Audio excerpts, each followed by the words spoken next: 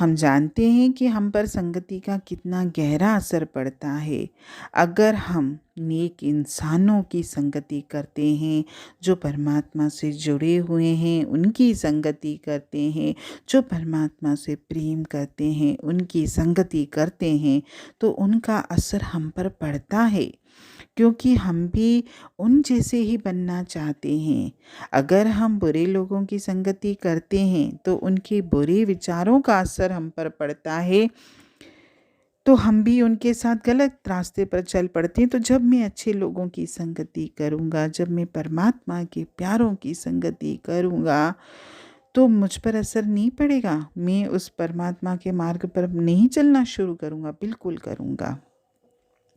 इसलिए हमें ऐसे व्यक्तियों की बहुत ज़रूरत है जो हमारे आसपास उस परम पिता परमात्मा की भक्ति का माहौल पैदा कर सकें, ताकि हम उस मार्ग पर चलकर अपने अंतर में जाकर उस परम पिता से मिलाप कर सकें।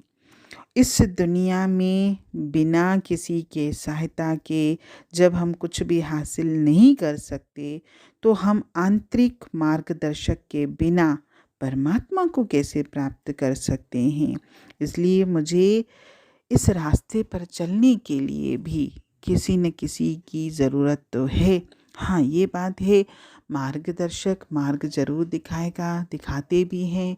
इतने संसार में साधन हैं जो मुझे परमात्मा से जोड़ने के लिए उकसाते हैं, उत्साहित करते हैं, समय देते हैं, पुरुषार्थ भी करते हैं, लेकिन इन सब से भी बलवान मेरा पुरुषार्थ, क्योंकि सुनाने वाले ने तो आपको सुना दिया, बताने वाले ने तो आपको बता दिया। वो खुद प्रेम में डूबा हुआ है उस परम पिता के।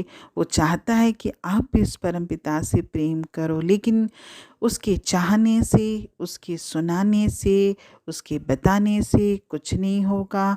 जब तक मैं खुद उस परमात्मा से प्रेम नहीं करूँगा, जब मैं खुद परमात्मा के मार्ग पर चलना शुरू नहीं करूँगा, जब मैं अंतर में जाकर उस परमात्मा को महसूस नहीं करूँगा, उस ध्वनि को नहीं सुनूँगा, उस ज्योत के दर्शन नहीं करूँगा, तब तक मेरा ये जन्म सफल हो ही नहीं सकता।